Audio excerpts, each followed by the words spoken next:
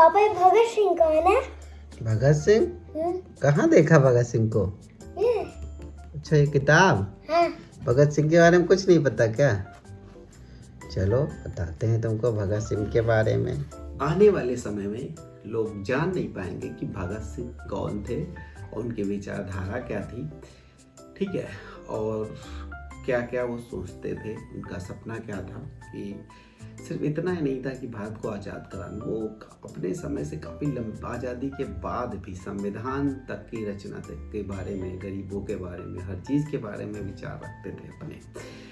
तो लगभग जो है 29 में गिरफ्तार हुए, 1931 में फांसी हुई, तो लगभग काफ़ी दिन रहे और उस बीच उन्होंने लगभग 110 किताबें पढ़ी, ठीक है। जेल में यातनाएं दी जा रही थी उनको और किताबें पढ़ते रहे। लेनिन की मार्क्सवाद से बहुत ही प्रभावित थे, यहाँ तक कि वो सोवियत रूस भी जाना चाहते थे अगर उनको टाइम नहीं मिला, ठीक है, ये जाना चाहते थे। मेरे लिए काफ़ी जो है कठिन काम है कि मैं इस बुक की कौन सी बात आपको बताऊं और कौन सी बात नहीं बताऊं। तो मैंने पढ़ा है काफ़ी, ठीक है। तो जो इन्होंने बताया है कि किताब पढ़ने का सही तरीका क्या है, ये किताब पढ़ते थे और जो उन्हें अच्छा लगता था अपनी डायरी में नोट कर लेते थे, ठीक है।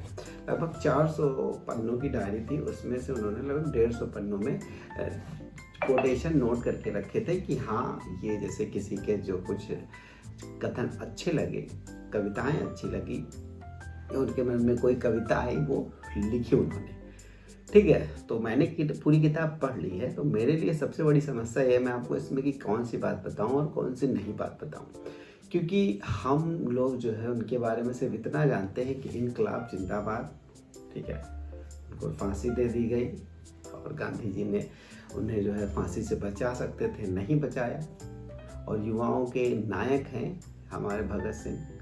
ये सारी चीज़ें हम लोग जानते हैं, इसके अलावा कुछ नहीं जानते, ठीक है। तो काफ़ी डीप बारे में अगर जानना है तो मैं तो यही कहूँगा कि आप किताब पढ़ेंगे, ठीक है। अब तो खैर साधन अवेलेबल है, आप जो है ऑडियो बुक भी सुन सकते हैं, काफ़ी चीज़ें कर सकते हैं, लेकिन जो बुक पढ़ने में मज़ा आया वो कहीं नहीं, ठीक है। इन बुक्स में एक अपने पिता के नाम वो लेटर लिखते हैं जो मुझे काफ़ी हिला देने वाला लगता है, ठीक है। लोग बात करते हैं कि भगत सिंह को गांधी जी ने नहीं बचाया, ठीक है, इस बारे में काफ़ी बात होती है। तो इस बारे में यही है कि एक बार जो लेटर है भगत सिंह ने अपने पिताजी के बारे में लिखा है, जो उनके पिताजी पैरवी करना चाह रहे थे भगत सिंह की, ठीक है, कि एक बार चांस लिया जाए कि उनको बचाया जाए, ठीक है। तो सितंबर जो है सितंबर की बात है, तो वो चांस लेते हैं और उन्होंने एक वकील खड़ा किया, अर्जी डाल देते हैं कि बचाने के लिए, ठीक है, और वो पैरवी करने की तैयारी कर लेते हैं। इस बात पे जब भगत सिंह को पता चला, इतना गुस्सा होते हैं, आप सोच नहीं सकते किस हद तक गुस्सा होते हैं कि भाई आप मेरी पैरवी क्यों कर रहे हैं, ठीक है। उस बात पे मैं अभी पढ़ के पूरा लेटर बताऊंगा कि वो क्या कहते हैं, ठीक है। तो वो क्या कहते हैं आप अच्छे से जान लीजिए, और पूरा लेटर तो मैं याद नहीं कर पाऊंगा, मैं बताऊंगा। जो वर्ड्स यूज़ किए हैं बहुत ही जो है अच्छे, चलिए मैं आपको बताता हूँ। लिखा है, पूज्य पिताजी, मुझे यह जानकर हैरानी हुई कि आपने मेरे बचाव के लिए स्पेशल ट्रिब्यूनल को एक आवेदन भेजा। यह खबर इतनी यातनामय थी कि मैं इसे खामोशी से बर्दाश्त नहीं कर सका। इस खबर ने मेरे भीतर की शांति भंग कर उथल पुथल मचा दी है। मैं यह समझ नहीं सकता कि वर्तमान स्थितियों में और इस मामले पर आप किस तरह आवेदन कर सकते हैं। आपका पुत्र होने के नाते मैं आपकी पैतृक भावनाओं और इच्छाओं का पूर्ण सम्मान करता हूं, लेकिन इसके बावजूद मैं समझता हूं कि आपको मेरे साथ सलाह मशवरा किए बिना ऐसे आवेदन देने का कोई अधिकार नहीं था। ये अपने पिताजी से कह रहे हैं। आप जानते थे कि राजनीतिक क्षेत्र में मेरे विचार आपसे काफ़ी अलग हैं। मैं आपकी सहमति असहमति का ख्याल किए बिना सदा स्वतंत्रतापूर्वक काम करता रहा हूँ। मुझे यकीन है कि आपको यह बात याद होगी कि आप आरंभ से ही मुझसे यह बात मनवा लेने की कोशिश कर रहे थे कि मैं अपना मुकदमा संजीदगी से लड़ूं और अपना बचाव ठीक से प्रस्तुत करूं, लेकिन आपको यह मालूम है कि मैं सदा इसका विरोध करता रहा हूं। मैंने कभी भी अपना बचाव करने की इच्छा प्रकट नहीं की, ना ही मैंने कभी इस संजीदगी से इस पर गौर किया। आप जानते हैं कि हम एक निश्चित नीति के अनुसार मुकदमा लड़ रहे हैं। मेरा हर कदम इस नीति, मेरे सिद्धांतों, हमारे कार्यक्रम के अनुरूप होना चाहिए। आज स्थितियां बिल्कुल अलग हैं, लेकिन अगर स्थितियां इससे कुछ और भी अलग होती तो भी मैं अंतिम व्यक्ति होता जो बचाव प्रस्तुत करता। इस मुकदमे में मेरे सामने एक विचार था, वह यह कि हमारे विरुद्ध जो संगीन आरोप लगाए गए हैं, बावजूद उनके हम पूर्णतः इस संबंध में अवहेलना का व्यवहार करें। मेरा नज़रिया यह रहा है कि सभी राजनीतिक कार्यकर्ताओं को ऐसी स्थितियों में उपेक्षा दिखानी चाहिए। इस पूरे मुकदमे के दौरान हमारी योजना इसी सिद्धांत के अनुरूप रही। हम ऐसा करने में सफल हुए या नहीं, यह फैसला करना मेरा काम नहीं। हम खुदगर्जी को त्याग कर अपना काम कर रहे हैं। वायसराय ने लाहौर साजिश केस ऑर्डिनेंस जारी करते हुए इसके साथ जो वक्तव्य दिया था, उसमें उन्होंने कहा था, इस साजिश के मुजरिम शांति व्यवस्था को समाप्त करने का प्रयास कर रहे हैं। इससे जो हालात पैदा हुए हैं, उनसे हम यह मौका दिया कि हम जनता के समक्ष यह बात प्रस्तुत करें कि वह स्वयं देख लें कि शांति व्यवस्था और कानून समाप्त करने की कोशिश हम कर रहे हैं या हमारे विरोधी। इस बात पर मतभेद हो सकते हैं, शायद आप भी उसमें से एक हों जो इस बात पर मतभेद रखते हो, लेकिन इसका मतलब यह नहीं कि आप मुझसे सलाह किए बिना मेरी ओर से ऐसे कदम उठाएं।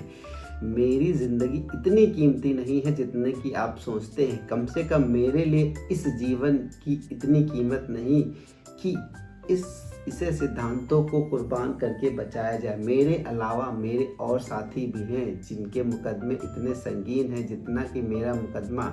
हमने एक संयुक्त योजना बनाई है और हम इस योजना पर अंतिम समय तक डटे रहेंगे। हमें इस बात की कोई परवाह नहीं कि हमें व्यक्तिगत रूप से इस बात के लिए कितना मूल्य चुकाना पड़ेगा। पिताजी, मैं बहुत दुख का अनुभव कर रहा हूँ। मुझे भय है कि आप पर दोषारोपण करते हुए या इससे बढ़कर आपसे इस काम की निंदा करते हुए मैं कहीं सभ्यता की सीमाएं लांघ न जाऊं और मेरे शब्द ज़्यादा सख्त न हो जाए।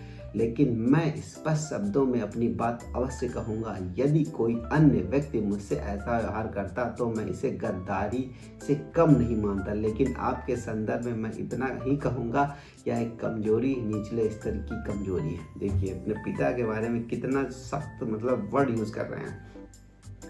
यह एक ऐसा समय था जब हम सबका इम्तहान हो रहा था। मैं यह कहना चाहता हूं कि आप इस इम्तहान में नाकाम रहे। मैं जानता हूं कि आप भी इतने ही देश प्रेमी हैं जितना कि कोई और व्यक्ति हो सकता है। मैं जानता हूं कि आपने हो सकता है, ठीक है, आगे मैं जानता हूं कि आपने अपनी पूरी ज़िंदगी भारत की आज़ादी के लिए लगा दी, लेकिन इस अहम मोड़ पर आपने ऐसी कमजोरी दिखाई, यह बात मैं समझ नहीं सकता। अंत में मैं आपसे, आपके अन्य मित्रों से, मेरे मुकदमे में दिलचस्पी लेने वालों से यह कहना चाहता हूं कि मैं आपके इस कदम को नापसंद करता हूं। मैं आज भी अदालत को अपना कोई बचाव प्रस्तुत करने के पक्ष में नहीं हूं। अगर अदालत हमारे कुछ साथियों की ओर से स्पष्टीकरण आदि के लिए प्रस्तुत किए गए आवेदन को मंजूर कर लेती तो भी मैं स्पष्टीकरण प्रस्तुत नहीं करता। भूख हड़ताल के दिनों में ट्रिब्यूनल को जो आवेदन पत्र मैंने दिया और उन दिनों जो साक्षात्कार दिया, उन्हें गलत अर्थों में समझा गया और अखबारों में प्रकाशित कर दिया गया कि मैं अपना स्पष्टीकरण प्रस्तुत करना चाहता हूं। हालांकि मैं हमेशा स्पष्टीकरण प्रस्तुत करने के विरोध में रहा। आज भी मेरी वही मान्यता है जो उस समय थी। बोस्टर जेल में बंदी मेरे साथ इस बात को मेरी ओर से गद्दारी और विश्वासघात ही समझ रहे होंगे। मुझे उनके सामने अपनी स्थिति स्पष्ट करने का अवसर भी नहीं मिल सकता। मैं चाहूँगा कि इस संबंध में जो उलझनें पैदा हुई हैं उनके विषय में जनता को असलियत पता चले, इसलिए मैं आपसे प्रार्थना करता हूँ आप जल्द से जल्द यह चिट्ठी प्रकाशित कर दें। तो ये जो लेटर है भाई साहब, ये लेटर बहुत कुछ कहता है। भगत सिंह जो है बहुत ही क्लियर है, मोटिव क्लियर है उनका। वो स्पष्टीकरण भी नहीं देना चाह रहे हैं, ना ही अपने जो है केस की पैरवी ही करना चाह रहे हैं। तो आप सोच सकते हैं, मैं सोच रहा हूँ कि कुछ चीज़ें हैं, बताता रहूँ। पहला चीज़ है, ज़्यादा लंबा वीडियो बन गया होगा शायद, लेकिन देखिए स्पष्ट रूप से मैंने पढ़ा और आप जानिए कि उनके विचार क्या थे, कि अपने पिता से किस भाषा में बात कर रहे हैं, क्या गलती की उन्होंने। केवल उन्होंने उनके केस की पैरवी करने की बात कही, आवेदन कर दिया था, तो बहुत गुस्सा हो। इतना गुस्सा पापा से होता नहीं है कोई। चलिए मैं आगे और आपको अपडेट दूंगा कि वो क्रांतिकारी नहीं थे, कि मैं क्रांतिकारी हूँ या नहीं हूँ। हिंसा का रास्ते के बारे में बात